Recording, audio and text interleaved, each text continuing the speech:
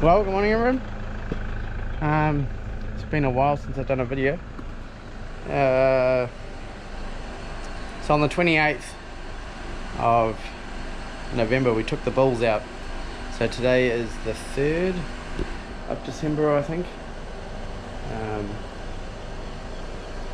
Yep, 3rd of December. Yeah, so everything's ticking along alright. The cows aren't milking as well as last season. We are 4% behind for the season, 5% behind for the month. I don't know. It's just been a struggle. They haven't milked as well. Also struggling with our sow count. So we're on every second day pickup. So on the 22nd it was 178, and then 24th, so it's 2 day intervals, 157, 175, 179, and then the yesterday's pickup, but the one before was 253. I've already got cows out of the herd. I've got the last herd test we had, I think it was 8 or 10 cows that were millionaires. There was one that was at 8 million, but she was being treated, so she wasn't in the vat. So I've separated all those cows, as well as another one which she had a sow count of 800,000.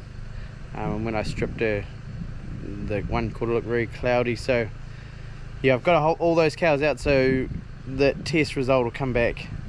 I'll get on my app this afternoon, or else on the docket tomorrow. So we'll see if it's come down, because yeah, even sitting at in the 150s is quite high. So yeah, I don't know. We gotta do something.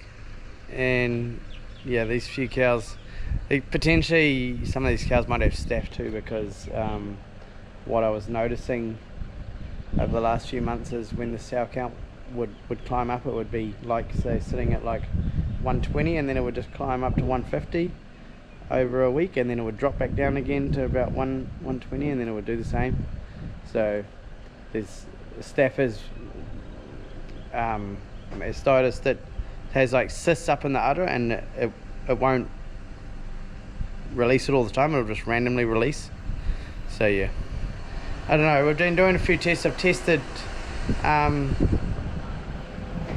had samples tested, and it's come back with no bugs in it, so that's been frustrating too. These cows that have got high sow counts, they're not infected with anything. So yeah, so I'll keep you posted. We'll work out what we're going to do. We have plenty of grass.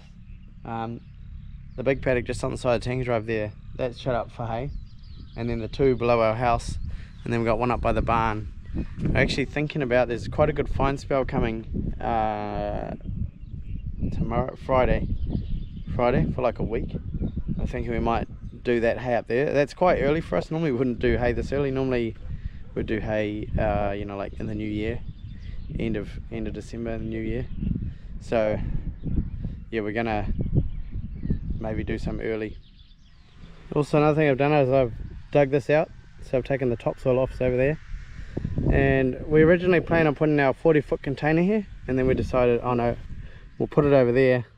But no, we've changed our mind and we're going to put it back here. So I'm going to put a soft rock base down and then some gravel on, just so it's built up a bit so the water doesn't run in, and then put the container there, and then we'll put a lean-to onto the barn.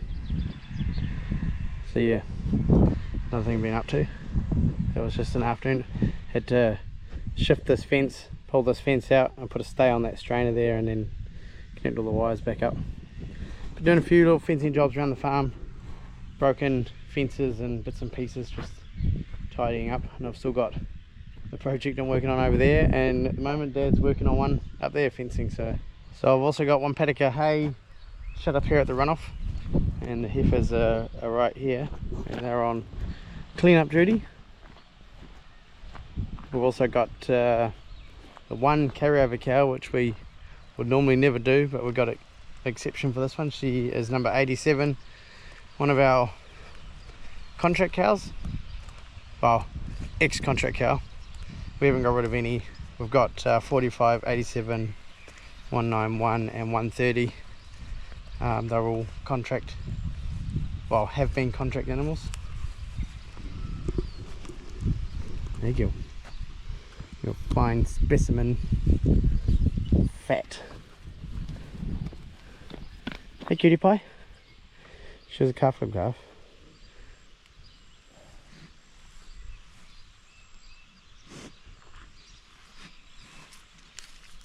She was friendly when she was a calf. So.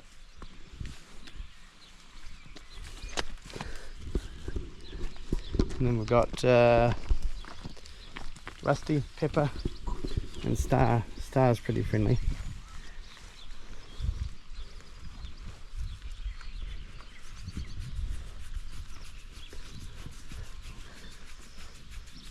And we've also got Ash over here, but she's not friendly. That's Sadie's one. That's one I refer to as a tiger. They're black and red.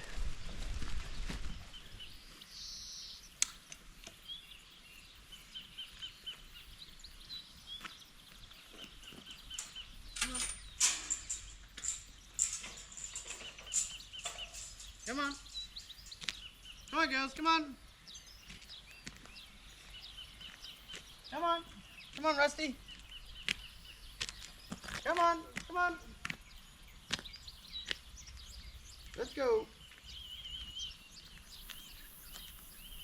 There you go.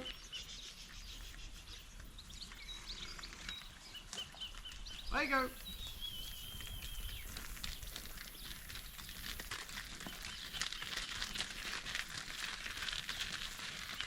There you go.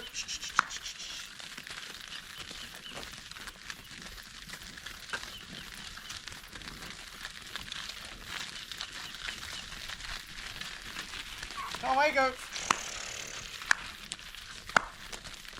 Come on, Ash. You're the glass.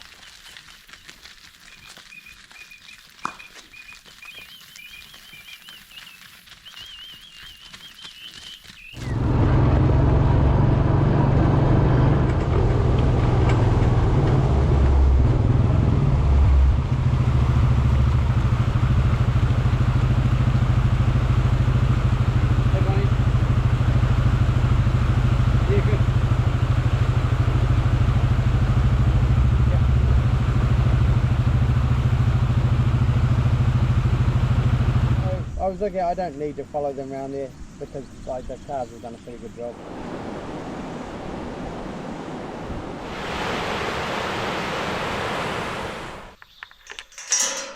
I'll tell you one thing though, the maize is flying.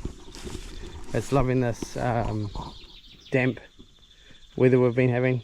It's so humid, bit of moisture. See, there's moisture sitting on the leaves, so they're pretty happy.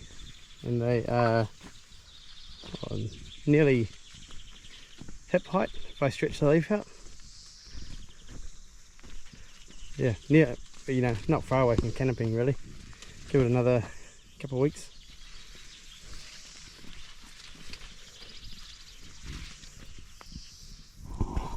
This little paddock next door just here, there's one below Robin's house.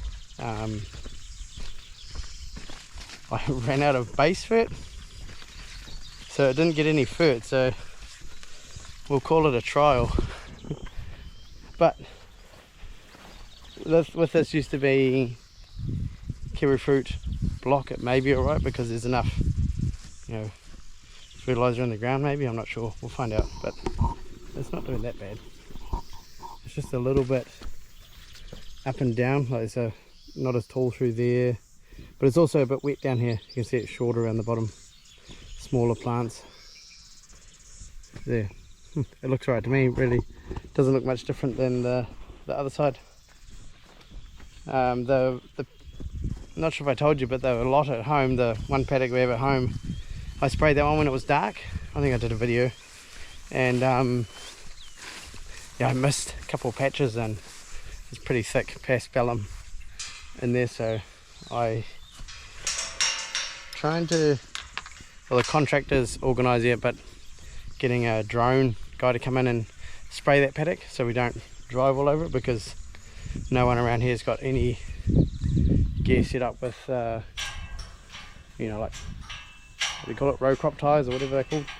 So yeah, with it being such a small paddock, if you go in there and spray it, you'll flatten up a huge amount of it. So yeah, the contractor was organising it. We'll see when it happens. It's humid, but we're meant to get some more rain this afternoon, I believe, around 2 o'clock. Yeah, the sun is hot.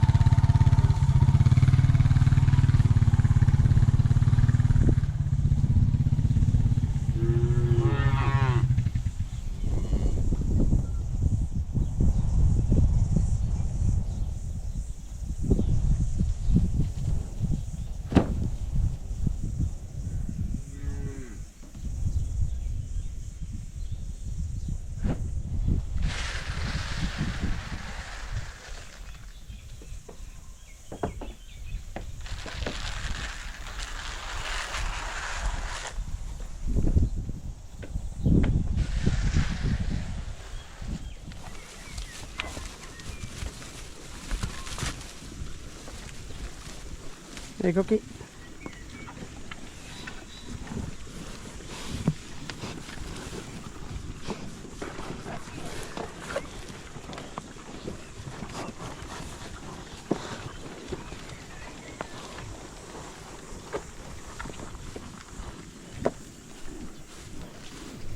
Billy.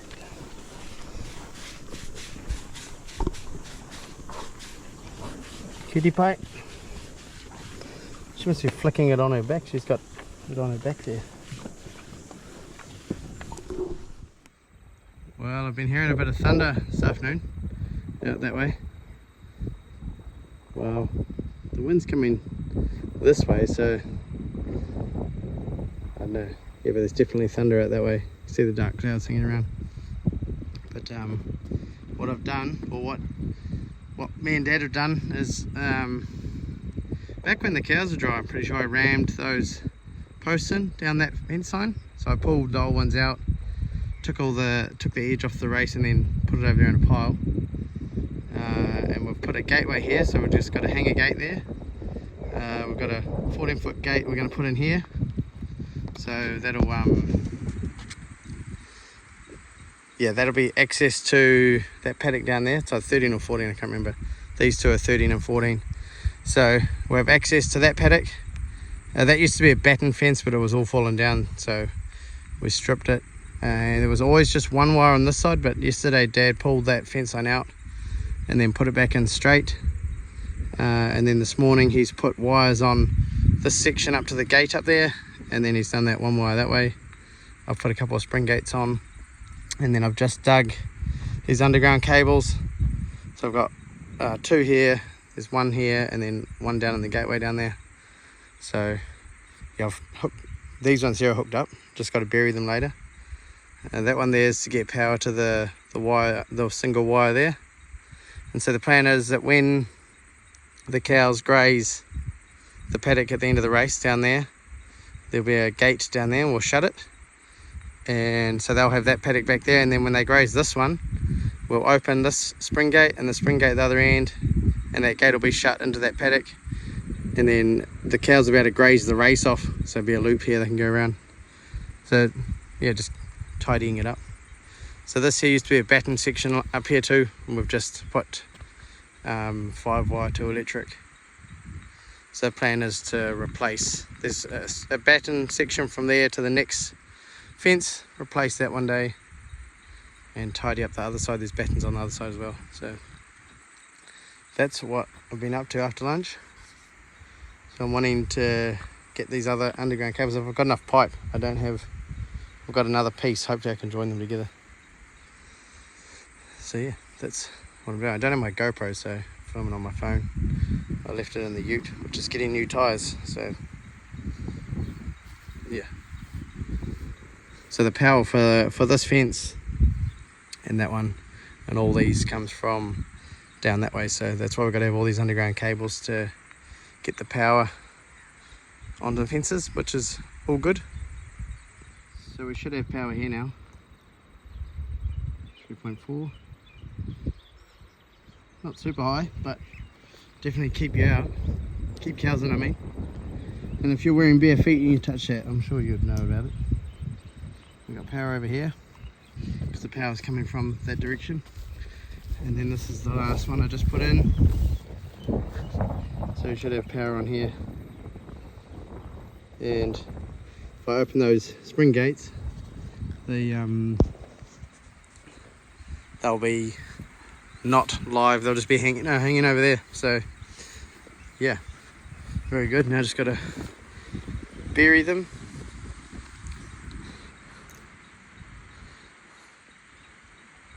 Yep, and obviously hang some gates, but not going to do that today. Just bury these and put this rail across the gap and we're done for now.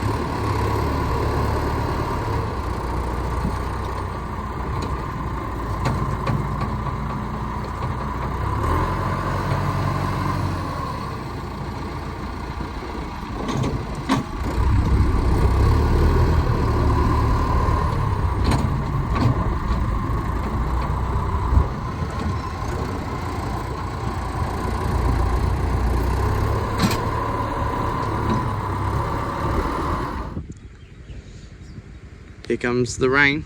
So I'd say it's over Waihi now. But it might not get us because there's still a bit of blue sky there. And yeah, I'd say it's coming down the coast, but it might go inland a little bit there along that range.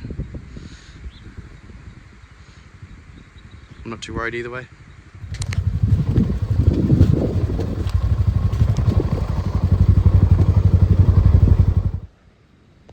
Right over there, you can see sheets of rain blowing through that valley there.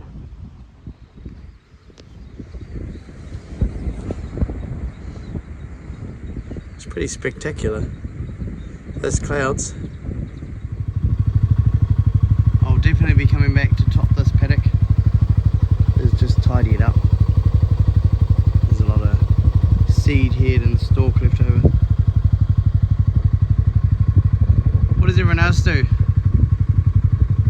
I've heard people say that topping's just cosmetic. At the end of the day, it doesn't really matter, because in between, so like you've got, you know, your own patches where that's where a majority of your seed headers, but then all these patches in between where they've eaten it down, that'll still grow good grass. So I don't know, what's your thoughts on topping? Well, Suzanne just run me into town to pick up the ute, and it's raining in town, but it hasn't been raining at home, so it'd be interesting to see if it's made at home, this rain. I reckon it's meant to get stormy, but I don't think it's been that bad yet. Looks like it could be quite windy tomorrow, but not much rain tomorrow, which will be good. And then, so after that, a fine week, so perfect. Anyways, that's going to be it for this video. I'm going home to get out of the rain and take it easy for a while. So yeah, thanks for watching, and we'll catch you somewhere else on the farm. See ya. That's perfect rain. It can do that for the night. It'll be just right.